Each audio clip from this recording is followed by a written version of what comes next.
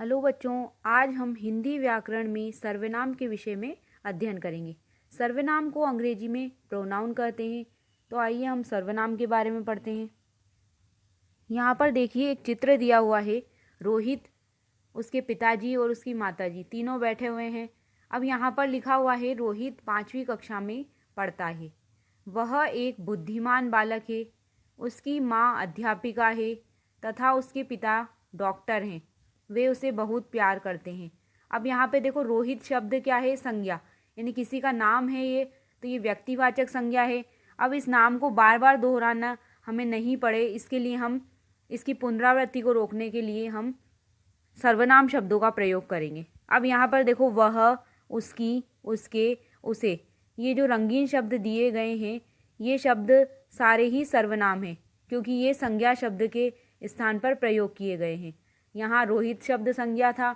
अब रोहित शब्द बार बार नहीं दोहराया जाए, इसके लिए संज्ञा शब्द की जगह हमने सर्वनाम शब्दों का प्रयोग किया है। इन वाक्यों में रंगीन शब्द रोहित के लिए प्रयोग किए गए हैं। बार बार रोहित शब्द न लिखना पड़े, इसलिए वह, उसकी, उसके और उसे शब्दों का प्रयोग किया गया है। ये शब्द सर्वनाम कहलाते हैं, यानी संज्ञा शब्दों की पुनरावृत्ति को रोकने के लिए जिन शब्दों का प्रयोग किया जाता है वो सर्वनाम कहलाते हैं। सर्व का अर्थ, सर्वनाम के जब हम विच्छेद करेंगे तो सर्व प्लस नाम, यानी सर्वधन नाम। सर्व का अर्थ होता है सबके लिए और नाम का अर्थ होता है नाम। ये शब्द सभी के लिए प्रयोग किए जा सकते हैं। इनका प्रयोग करने से भाषा सुंदर और स्पष्ट हो जाती है। तो यहाँ देखो, नीचे सर्वनाम की परिभाषा लिखी हुई है। जो शब्द संज्ञा शब्दों के स्थान पर प्रयोग किए जाते हैं उन्हें सर्वनाम कहते हैं। एक ही सर्वनाम शब्द अलग अलग व्यक्तियों या प्राणियों के लिए बोला या लिखा जा सकता है। जैसे यहाँ उदाहरण दिया हुआ है, अंजलि मेरी बहन है, वह बहुत सुंदर है। अब अंजलि शब्द को 2 बार नहीं बोलना पड़े, इसके लिए वह शब्द का प्रयोग कर लिया गया है। दूसरी बार में, पहली बार में अंजलि बोल लिया गया है और दूसरी बार में उसे दोबारा नहीं बोलना पड़े, उसके लिए वह शब्द जो कि सर्वनाम है उसका प्रयोग किया गया है। नमन मेरा मित्र है, वह बहुत होशियार है। अब यहाँ पर नमन के लिए वह शब्द का प्रयोग किया गया है, तो वह शब्द जो है वो सर्वनाम है क्योंकि ये संज्ञा के स्थान पर प्रयोग किया गया है। यहाँ लड़का और लड़की दोनों के लिए वह शब्द का प्रयोग किया जा सकता है। इस प्रकार सर्वनाम शब्द स्त्रीलिंग तथा पुल्लिंग दोनों में समान रहते हैं, यानी इसका प्रयोग स्त्रीलिंग में भी किया जा सकता है और पुल्लिंग में भी किया जा सकता है। सर्वनाम के एकवचन तथा बहुवचन के रूप होते हैं। एकवचन में मैं, तुम, वह, यह, इसे, उसे आदि रूप आते हैं। बहुवचन रूप में हम, आप, वे, ये, इन्हें, उन्हें आदि शब्द आते हैं। अब हम सर्वनाम के भेद पढ़ेंगे। सर्वनाम के निम्नलिखित 6 भेद होते हैं। पहला होता है पुरुषवाचक सर्वनाम, जिसमें मैं, हम, तू, तुम, आप, वह या वे शब्दों का प्रयोग किया जाता है। दूसरा होता है निश्चयवाचक सर्वनाम, जिसमें यह, वह, ये शब्दों का प्रयोग किया जाता है। तीसरा होता है अनिश्चयवाचक सर्वनाम, जिसमें कोई, कुछ, किसने इस तरह के शब्दों का प्रयोग किया जाता है। सर्वनाम का चौथा भेद होता है प्रश्नवाचक सर्वनाम, जिसमें कौन, क्या, यहाँ, किसे, कब इस तरह के प्रश्न सूचक शब्दों का प्रयोग किया जाता है। सर्वनाम का 5वां भेद होता है संबंधवाचक सर्वनाम, जिसमें जो, सो, जैसा, वैसा, यह, वह इस तरह के शब्दों का प्रयोग किया जाता है, जिसमें 2 शब्दों का संबंध बताया जाता है आपस में। और सर्वनाम का 6वां भेद होता है निजवाचक सर्वनाम। निजवाचक सर्वनाम में स्वयं, अपने आप, अपना, यानी स्वयं के लिए जिन शब्दों का प्रयोग किया जाएगा वो सब निजवाचक सर्वनाम शब्दों होंगे। जो स्वयं के लिए प्रयोग किए जाएंगे वो सब निजवाचक सर्वनाम में आते हैं। सबसे पहले हम सर्वनाम के प्रथम भेद यानी पहला भेद जो है उसके बारे में पढ़ते हैं, पुरुषवाचक सर्वनाम। जो सर्वनाम शब्द बोलने वाले, सुनने वाले या किसी अन्य व्यक्ति के लिए प्रयोग किए जाते हैं उन्हें पुरुषवाचक सर्वनाम कहते हैं। जैसे यहाँ चित्र दिए हुए हैं, मैं खेलने जा रहा हूँ, यानी वो स्वयं खेलने जा रहा है, तो मैं शब्द का प्रयोग यहाँ पर बोलने वाला व्यक्ति कर रहा है स्वयं के लिए, तो ये उत्तम पुरुष हे सर्वनाम पुरुषवाचक सर्वनाम का उत्तम पुरुष है। उसके बाद तुम क्या कर रहे हो, यानी सुनने वाले व्यक्ति के लिए जिस शब्द का प्रयोग किया जाएगा वो मध्यम पुरुष होता है, तो तुम शब्द का प्रयोग सुनने वाले व्यक्ति के लिए किया गया है, तो ये मध्यम पुरुष है। वह पढ़ रहा है। अब बोलने वाले और सुनने वाले व्यक्ति के अलावा जिसके लिए ये शब्द प्रयोग किया गया है वो है वह शब्द, तो ये वह शब्द जो है वो अन्य पुरुष में आता है। अब हम पुरुषवाचक सर्वनाम के भेद पढ़ेंगे। पुरुषवाचक सर्वनाम के 3 भेद होते हैं। पहला होता है उत्तम पुरुष, दूसरा होता है मध्यम पुरुष और तीसरा होता है अन्य पुरुष। सबसे पहले हम उत्तम पुरुष की बात करें तो उत्तम पुरुष का मतलब होता है बात करने वाला व्यक्ति। ऐसे सर्वनाम शब्द जिन्हें बोलने वाला अपने लिए प्रयोग करता है उन्हें उत्तम पुरुष कहते हैं। इसके लिए मैं, हम, मैंने, हमारा, हमने, मेरा, इस तरह के शब्दों का प्रयोग किया जाता है। जैसे आप उदाहरण देखिए, मैं अंगूर खाऊंगा। मैं शब्द स्वयं के लिए प्रयोग किया गया है तो ये उत्तम पुरुष है। मैंने फ्रॉक खरीदी है। मैंने शब्द का प्रयोग स्वयं के लिए किया गया है तो ये भी मैंने शब्द में भी उत्तम पुरुष है। हम मुंबई जाएंगे तो यहाँ भी स्वयं के लिए बात की जा रही है तो हम शब्द का प्रयोग, तो हम जो है वो उत्तम पुरुष है। इसी तरह से हमारे देश का नाम भारत है तो ये हमारा शब्द भी उत्तम पुरुष है। आज मैं खाना बनाऊंगा तो मैं शब्द भी है जो भी उत्तम पुरुष का वाक्य है। उसके बाद मध्यम पुरुष। मध्यम पुरुष का मतलब होता है कि ऐसा सर्वनाम जिसका प्रयोग बात सुनने वाले व्यक्ति के लिए किया जाता है, यानी जो सर्वनाम शब्द सुनने वाले व्यक्ति के लिए प्रयोग किए जाते हैं उन्हें मध्यम पुरुष कहते हैं। इसके लिए तू, तुम, आप, तुम्हारा, तुम, तुम्हें, इस तरह के शब्दों का प्रयोग किया जाता है। जैसे आप उदाहरण देखिए, तुम्हारा नाम क्या है। यहाँ तुम्हारा शब्द यानी कि सुनने वाले व्यक्ति के लिए तुम्हारा शब्द का प्रयोग किया गया है तो ये कौन सा सर्वनाम है, मध्यम पुरुष सर्वनाम में ये आएगा। तुम क्यों हंस रहे हो, तुम शब्द का प्रयोग सुनने वाले व्यक्ति के लिए प्रयोग किया गया है तो ये भी मध्यम पुरुष में आएगा। पिताजी तुम्हें ढूंढ रहे हैं, तुम्हें शब्द भी मध्यम पुरुष में आएगा। यह पुस्तक तुम्हारे लिए लाया हूँ।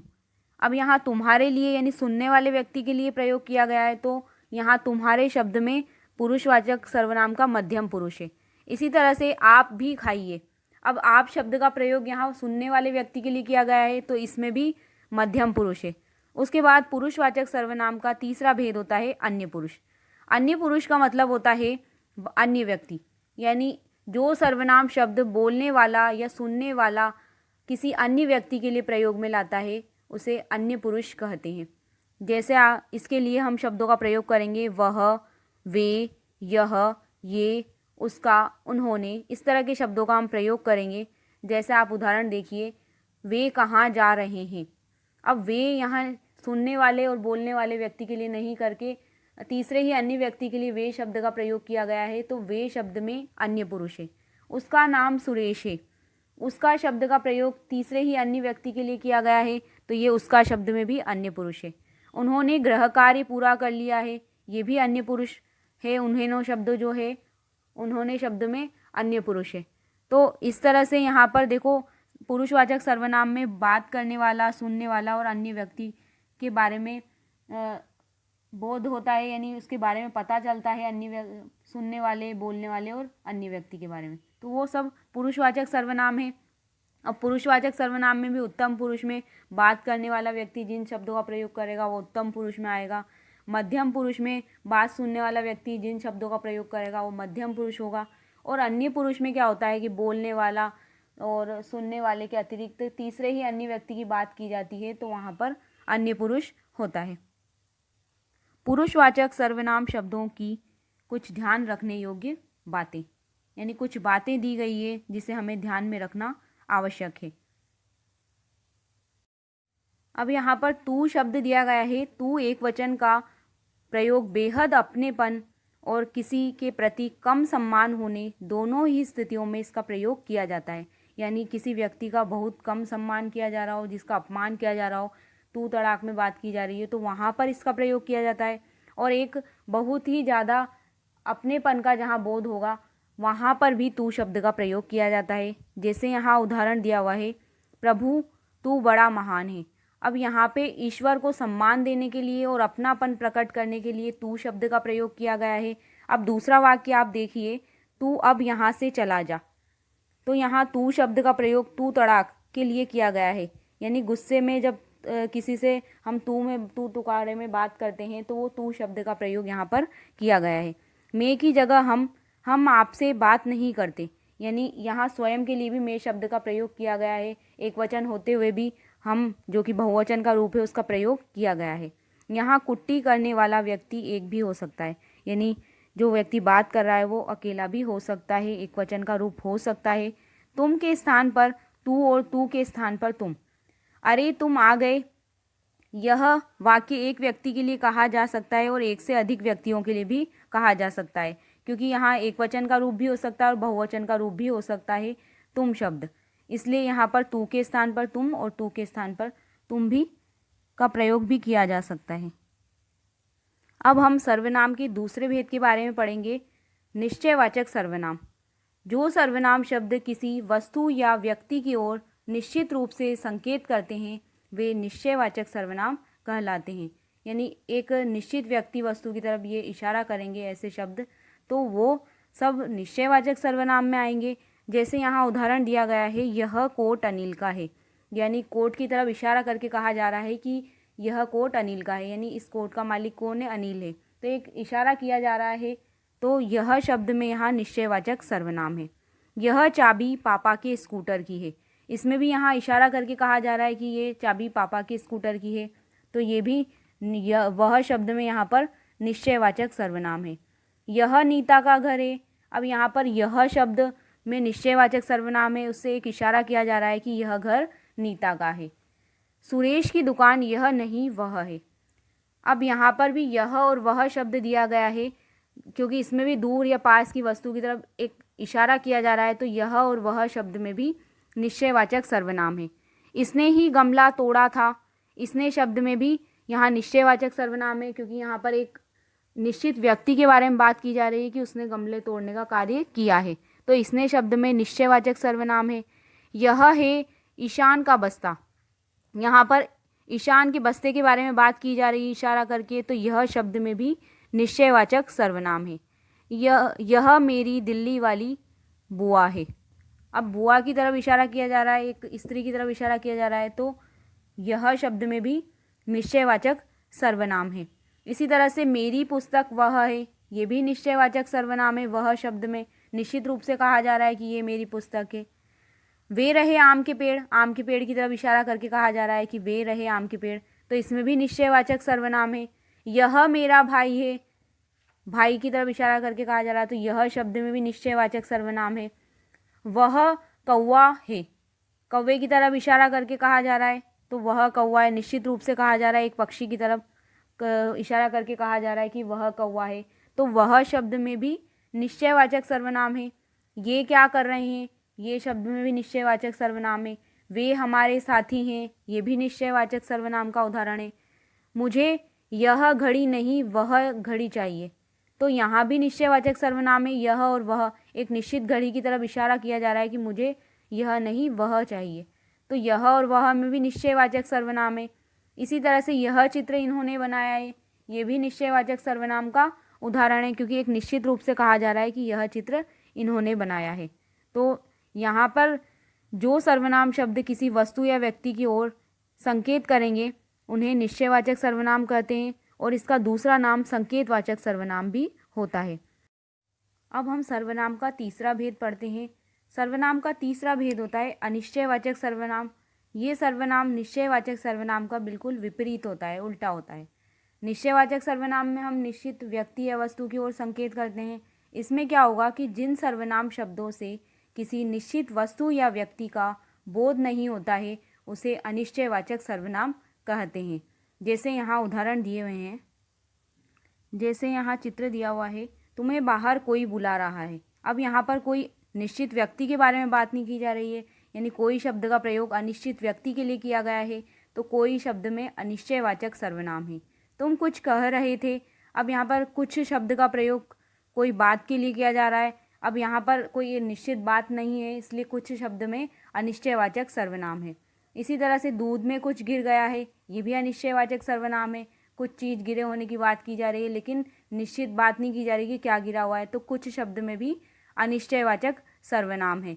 इसी तरह से विनोद के साथ कोई जा रहा था, यानी यहाँ भी बताया जा रहा है कोई शब्द किसी व्यक्ति के बारे में बात की जा रही है पर निश्चित व्यक्ति नहीं है, तो यहाँ कोई शब्द में अनिश्चयवाचक सर्वनाम है। किसी का बच्चा मेले में खो गया, अब यहाँ किसी शब्द यानी किसी व्यक्ति के बारे में बात की जा रही है, ये भी अनिश्चयवाचक सर्वनाम है किसी शब्द में। वहाँ कुछ गिरा पड़ा है, कुछ शब्द का कुछ वस्तु के बारे में बात की जा रही है लेकिन वो निश्चित नहीं है, तो ये भी कुछ शब्द में अनिश्चयवाचक सर्वनाम है। कोई इधर आ रहा है, कोई शब्द में भी अनिश्चयवाचक सर्वनाम है। यहाँ कोई शब्द किसी व्यक्ति विशेष के बारे में बात की जा रही है, उसको कुछ दे दो, कुछ शब्द में भी अनिश्चयवाचक सर्वनाम है क्योंकि यहाँ अनिश्चित व्यक्ति या वस्तु के बारे में बात की जा रही है। इसी तरह से उन लड़कों में से किसी को बुला लाओ, यानी यहाँ किसी का नाम नहीं बताया गया है, ये अनिश्चित है, तो ये किसी शब्द में भी अनिश्चयवाचक सर्वनाम है। अब इसी तरह से बाहर कोई खड़ा है, उसे भीतर बुला लाओ, ये भी अनिश्चयवाचक सर्वनाम है कोई शब्द में, क्योंकि यहाँ कोई निश्चित व्यक्ति वस्तु की बात नहीं की जा रही है। अब किसी और कोई शब्द का प्रयोग यहाँ पर अनिश्चयवाचक सर्वनाम में किसी और कोई शब्द का प्रयोग व्यक्ति के लिए किया जाता है और कुछ शब्द का प्रयोग वस्तु के लिए किया जाएगा। यानी कि यहाँ पर इन सर्वनाम शब्दों से किसी निश्चित वस्तु या व्यक्ति का पता नहीं चलता है, इसलिए इन्हें अनिश्चयवाचक सर्वनाम कहते हैं। इस वीडियो में हमने सर्वनाम की परिभाषा, सर्वनाम के भेद और सर्वनाम के 6 भेदों में से 3 भेदों के विषय में अध्ययन किया है। बाकी के शेष भेदों के बारे में हम इस पाठ के वीडियो के भाग 2 में अध्ययन करेंगे। धन्यवाद।